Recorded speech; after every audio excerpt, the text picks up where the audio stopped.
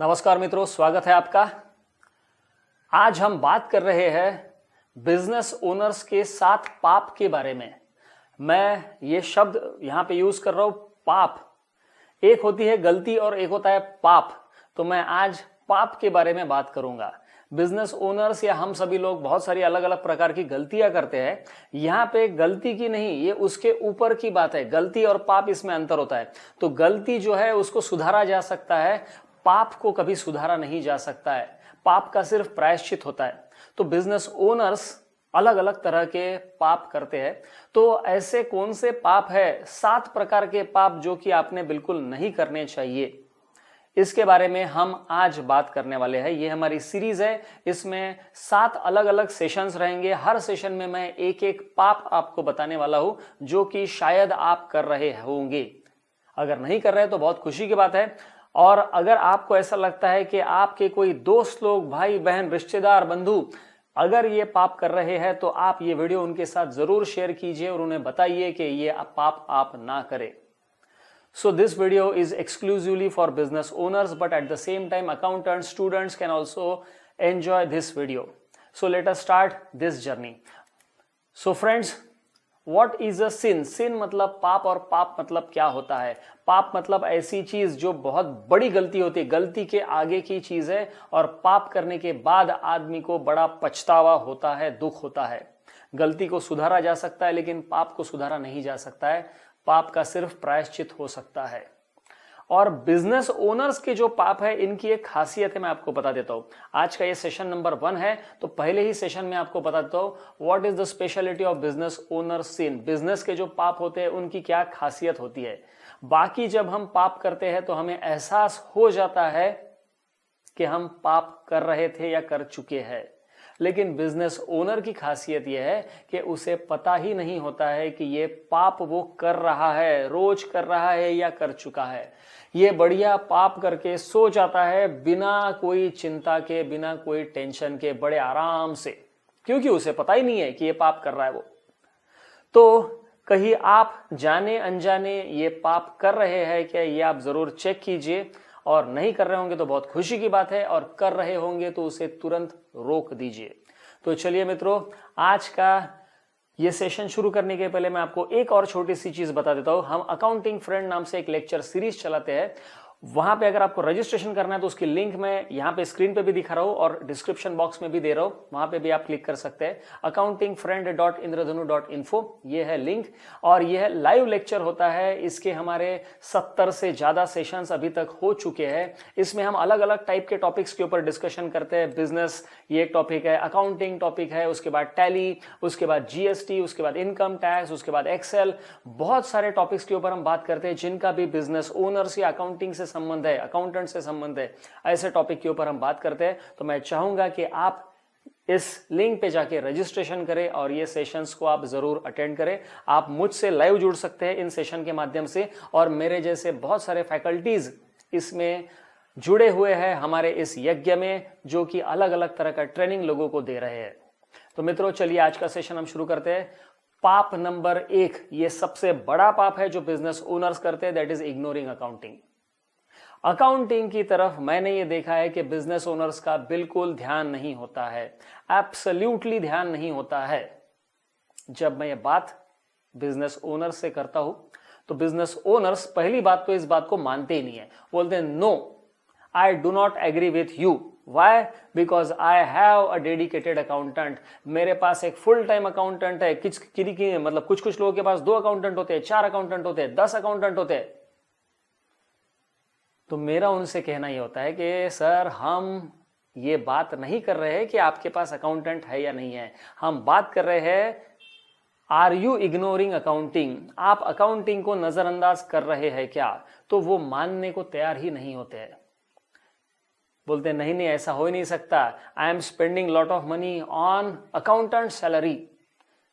तो अब मैं आपसे एक सवाल पूछता हूं, एक नहीं 3 सवाल पूछता हूं। वैसे ये 3 सवालों के आप जवाब दीजिए मुझे।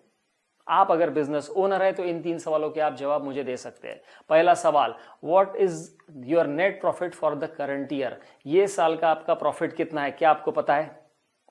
बहुत सारे लोग इसका जवाब जो है वो अंदाज से दे सकते हैं, 5 लाख है, 10 लाख है, 50 लाख है, 1 करोड़ है, जो भी है। अंदाज से जवाब देंगे, उनको पक्का पक्का पता नहीं होता है। कुछ लोग तो ऐसे होते हैं जिन्हें कुछ भी आइडिया नहीं होती है। मैं ये सवाल जब पूछता हूं कि आपका नेट प्रॉफिट कितना है, तो बोलते सर देखना पड़ेगा, मेरे सीए को पूछना पड़ेगा। हमेशा सीए को लोग ढाल बना के यूज करते हैं। So what is your net profit? This is first question. If you know the correct answer to this question, then you are not doing this sin, committing this sin. Second question, what is the value of your stock? अगर आप inventory में deal कर रहे हैं तो आज आपके पास कितने रुपए का स्टॉक है? ये भी जवाब लोग अंदाज से देते हैं कि होगा 50 लाख का, होगा 80 लाख का, होगा 1 करोड़ का, होगा 5 करोड़ का। एग्जैक्टली आपको मालूम है क्या कितने रुपए का स्टॉक है और उसकी पूरी लिस्ट आपके पास है क्या? बहुत कम लोगों के पास ये होती है। What is the amount of your current liabilities? Current assets, debtors की फिगर तो बहुत बार लोगों को पता होती है, लेकिन लायबिलिटी, मुझे देना कितना है पैसा, मेरे सप्लायर को कितना देना है, सैलरीज कितनी देनी है, टोटल लायबिलिटी मेरी आज की तारीख में कितनी है, ये बहुत बार लोगों को पता ही नहीं होता है। कोई अंदाजा नहीं होता उन्हें, कोई जानकारी नहीं होती है। और ये अगर आपको जानकारी नहीं है, इन तीनों सवालों के आप पिन पॉइंटेड आंसर्स अगर आप नहीं दे सकते हैं, तो ये आप मान के चलिए कि आप पाप नंबर 1 कर रहे हैं, इग्नोरिंग अकाउंटिंग। आप अकाउंटिंग को इग्नोर कर रहे हैं और यह बहुत बड़ा पाप है। इसकी बहुत बड़ी सजा आपको भुगतनी पड़ेगी, या पड़ चुकी, आपको सजा मिल भी गई होंगी, वो भी आपको पता नहीं। अब आपको मैं कुछ और सवाल पूछता हूं। ये सवाल आप अपने आप से जरूर पूछिए। How much time you spend? आप कितना समय देते हैं, आप कितना पैसा खर्चा करते हैं और आप कितने एफर्ट, अपना श्रम खर्चा करते हैं अकाउंटिंग के लिए। आपको खुद को अकाउंटिंग करने के लिए नहीं बोल रहा हूं मैं, अकाउंटिंग की तरफ आपको ध्यान देना है। इसका मतलब यह है कि आपको कम से कम महीने में एक बार आपकी बैलेंस शीट देखना है, उसमें क्या पोजीशन है, पिछले महीने की बैलेंस शीट, इस महीने की बैलेंस शीट, इसमें कहां पे चीजें अच्छी हो गई है, बुरी हो गई है, सुधर गई है, खराब हो गई है, पिछले महीने तक का प्रॉफिट, इस महीने का प्रॉफिट, इसमें क्या पोजीशन है, ये आपको कम से कम महीने में एक बार तो कंपेयर करना है। तो इसके लिए आपको थोड़ा सा समय देना पड़ेगा, थोड़ा सा श्रम देना पड़ेगा, एफर्ट डालना पड़ेगा। अब आप अपने अकाउंटेंट के लिए, अपने अकाउंटिंग के लिए सबसे अच्छा कंप्यूटर आपके ऑफिस में है, वो क्या आप देते हैं? सबसे अच्छा केबिन आपके अकाउंटेंट को है क्या? सबसे अच्छा व्यक्ति आपके ऑर्गेनाइजेशन में अकाउंटेंट है क्या? या फिर सबसे अच्छा इंटरनेट कनेक्शन अकाउंटेंट के पास है क्या? ये सारी चीजें जो है, ये सवाल आपने अपने आप को पूछने चाहिए। बाकी जगह तो हम बहुत बढ़िया सब काम करते हैं, पैसा खर्चा करते हैं, लेकिन जब अकाउंटिंग की बात आती है तो लोग उसे अकाउंटेंट या अकाउंटिंग फंक्शन के साथ में सौतेला व्यवहार हमेशा करते हैं। पुराना केबिन अकाउंटेंट को मिलेगा, पुराना कंप्यूटर मिलेगा, जो लैपटॉप सेल्स वाले ने छोड़ दिया है, प्रोडक्शन वाले ने छोड़ दिया है, वो लैपटॉप अकाउंटेंट को दिया जाता है। टेबल, कुर्सी, सब कुछ पुराना रहता है। तो इस तरह का सौतेला व्यवहार अगर आप अकाउंटिंग के साथ कर रहे हैं, अकाउंटेंट के साथ में कर रहे हैं, तो आप ये पाप कर रहे हैं, इग्नोरिंग अकाउंटिंग। तो ये पाप आप ना करें। एक और सवाल, आप अपने सीए को कितनी बार मिलते हैं? एक साल में आप कितनी बार मिलते हैं? नॉर्मली इसका जवाब होता है साल में एक ही बार मिलते हैं। जब इनकम टैक्स रिटर्न फाइलिंग की डेट रहती है, ड्यू डेट रहती है, या फिर ऑडिट रहता है, तो साल में हम एक बार मिलते हैं। कुछ लोग कहेंगे कि हम सर साल में 2 बार मिलते हैं, कुछ लोग कहेंगे हम क्वार्टरली मिलते हैं, कुछ लोग कहेंगे हम मंथली मिलते हैं। तो मेरा ये मानना है कि आपने आपके सीए को कम से कम महीने में एक बार जरूर मिलना चाहिए। और मिलना चाहिए मतलब चाय पीने के लिए, गोल्फ खेलने के लिए नहीं, वो आप कर सकते हैं, लेकिन कम से कम आपका परफॉर्मेंस क्या है ये देखने के लिए, उसका डिस्कशन करने के लिए जरूर आपने महीने में एक बार तो मिलना चाहिए। जैसा हम हमारी गाड़ी का सर्विसिंग करते हैं 6 महीने में या 1 साल में, वैसा ही सर्विसिंग आपको आपके बिजनेस का करना पड़ेगा। तो यहां पे मैं कहूंगा कि सर्विसिंग आपको हर महीने करना है। आपके सीए से अच्छा आपका फाइनेंशियल फ्रेंड कोई नहीं हो सकता है। तो इस दोस्त को आपको हमेशा ही मिलना पड़ेगा। महीने में एक बार आप उनका समय लीजिए और जरूर मिलिए। बहुत सारी चीजें आपके डिस्कशन में आप सोचेंगे नहीं, आप प्लान नहीं करेंगे, फिर भी बहुत सारी ऐसी चीजें उस डिस्कशन से बाहर निकल के आएगी जो कि सीधे तौर पे आपका प्रॉफिट बढ़ाने का काम करेगी, सीधे तौर पे। ये मेरा दावा है। तो आप अपने सीए से जरूर महीने में एक बार मिलिए। इग्नोरिंग अकाउंटिंग वाला पाप जो है वो आपको बिल्कुल भी नहीं करना है। एक विचार मैं आपके सामने यहाँ पे पेश कर रहा हूं। ये व्यक्ति को आप लोग जानते हैं, सारे लोग इन्हें जानते हैं, और जो नहीं जानते हैं उन्हें बता दो इनका नाम क्या है। इनका नाम बताने के पहले इनका मैं विचार बता दूं आपको। Accounting is the language of business. If you can't speak the language you are always at back foot. याद रखिए, वॉरेन बफेट का कहना है, ये मेरा कहना नहीं है, ये पंकज देशपांडे का कहना नहीं है, ये वॉरेन बफेट का कहना है। वॉरेन बफेट दुनिया के सबसे अमीर इन्वेस्टर है, richest investor in the world since last so many years. इन्हें आज तक कोई पीछे खदेड़ नहीं सका है। इनकी नंबर 1 इन्वेस्टर की पोजीशन आज भी बरकरार है। तो मित्रों, ये इनका कहना है कि accounting is the language of business. तो ये भाषा है बिजनेस की। आप भाषा ही नहीं समझेंगे, जानेंगे तो बात कैसे करेंगे बिजनेस के साथ में।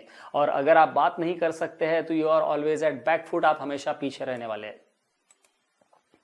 सो what is the solution? Solution is simple, respect accounting function.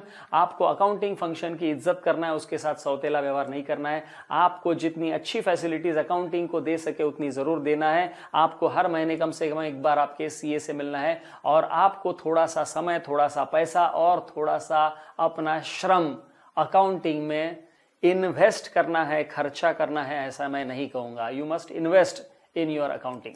So this is my sincere request to all of you.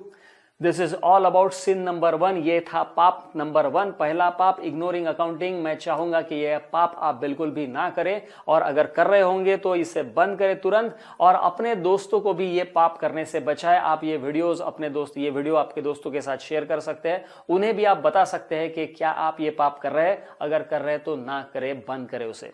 मित्रों, ये था हमारा आज का पहला सेशन। इसके जैसे 6 सेशंस मेरे और है, मैं चाहूंगा कि आप उन सेशंस को भी देखें। So thank you very much for watching this video. Have a nice day. और अभी तक आपने हमारे चैनल को सब्सक्राइब नहीं किया तो जरूर सब्सक्राइब कीजिए।